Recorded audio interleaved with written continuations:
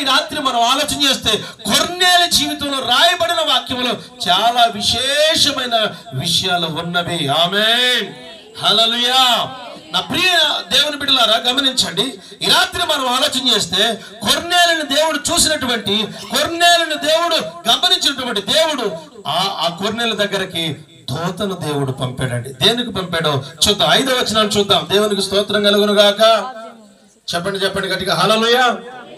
చదవండి 10వ అధ్యాయము 5వ వచనాన్ని చదవండి.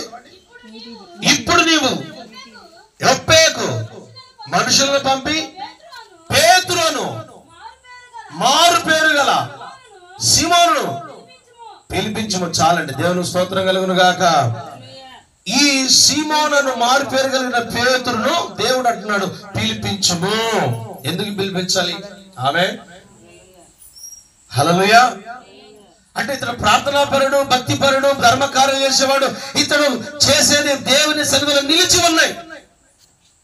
నిలిచి ఉంటే దేవుని సన్నిధిలో నిలిచిపోయి దేవుడు చూస్తున్నాడు.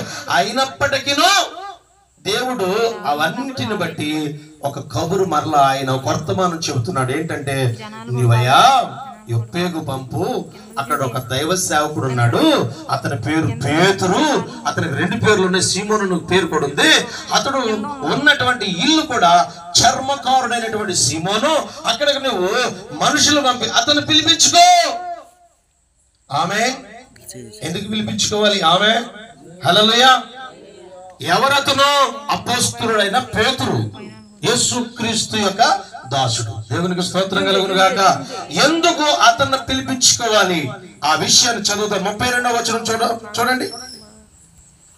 అదే అధ్యాయం 32 త్వరగా.